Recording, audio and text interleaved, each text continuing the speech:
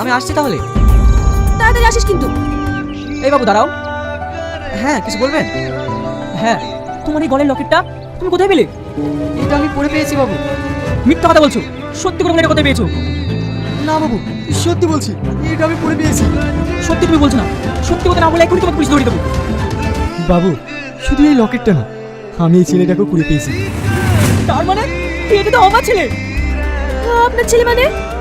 হ্যাঁ, এই দেখো, এই লকেটে আমার ছবি আছে।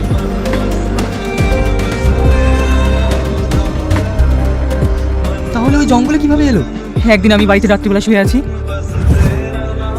এই দরজা খোল, যদি দরজা না খুলিস তাহলে কিন্তু দরজা ভেঙে ফেলবো। আমার ছেলেদের গায়ে হাত। জোসনা, তুমি বাবুকে নিয়ে জঙ্গলের রাস্তা দিয়ে পালিয়ে যাও, নাহলে ওরা আমাদেরকে শেষ করে দেবে। না, তোমাকে ছেড়ে আমি যাবো না, তুমিও চলো।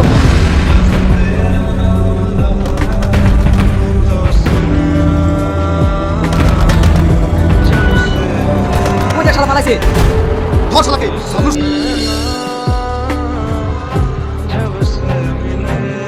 ওগো, বাবুকে এখানে রেখে দিই। ওরা যদি আমাদেরকে ধরে ফেলে তাহলে আপনি সবাইকে মেরে ফেলবে। অন্তত আমাদের বংশের প্রদীপটা যদি বেঁচে থাকে। তাহলে তুমি তাই করো। তুমি ওকে রক্ষা করো। ওই দাঁড়া বলছি, দাঁড়া, নইলে কিন্তু আমি গুলি করবো।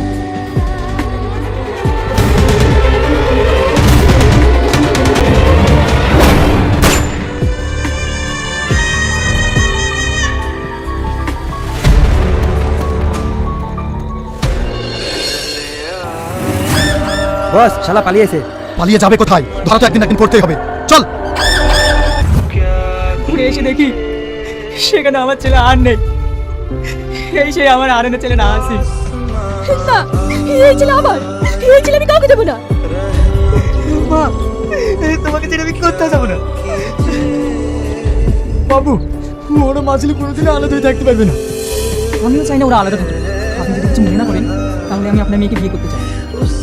আপনি কি বলছেন? আমি ঠিকই বলছি।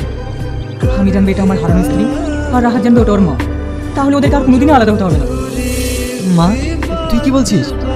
তুমি যে ভালো বোঝো তাই করো, আমার কোনো আপত্তি নেই। তাহলে কি আমাদের কোনো আপত্তি থাকতে পারে? তোরা সুখী হোস মা।